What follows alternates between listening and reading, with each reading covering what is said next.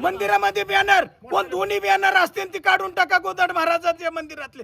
फक्त फोटो गोदड महाराजाच ठेवा. फक्त गोदड महाराजांची समाधी या ठिकाणी दर्शनाला ठेवा. गोदड महाराजांच्या मंदिरावरती विळखा टाकण्याचं काम चालू आहे. गोदड महाराजांना या ठिकाणी भक्त कमी करण्याची या ठिकाणी काम चालू आहे. एवढीच गोदड महाराज चरणी प्रार्थना, याच्यातून महाराजांना मुक्त करा. त्या पुजाऱ्यांना सुद्धा मंदिराच्या बाहेर काढण्याचं काम खऱ्या अर्थाने या ठिकाणी होत आहे. गोदड महाराज नगर पंचायत पुरते मर्यादित नाहीत.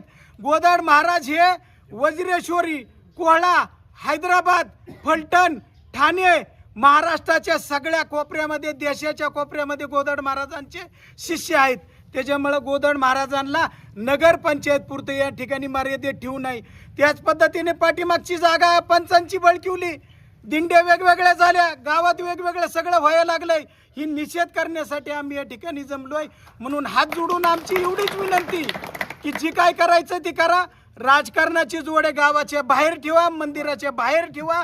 आणि गोदड महाराजांनी ज्या पद्धतीने जग तारण्याची क्षमता होती, गोदड महाराज सगळ्यांसाठी ठेवा, सगळ्या जाती धर्माच्या लोकांसाठी ठेवा.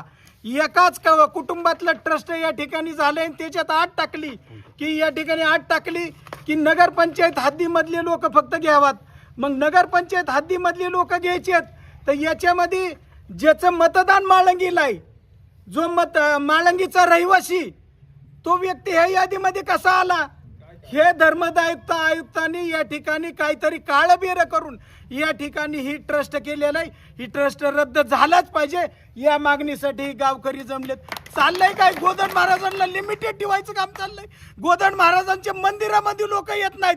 मागे एक अन्नछत्र, पुढे एक अन्नछत्र, दोन्ही बंद करून टाका अन्नछत्र. आमचं म्हणणं आहे लोकांना मंदिरामध्ये येऊ द्या, लोकांना मंदिरामध्ये या ठिकाणी दर्शन घेऊ द्या.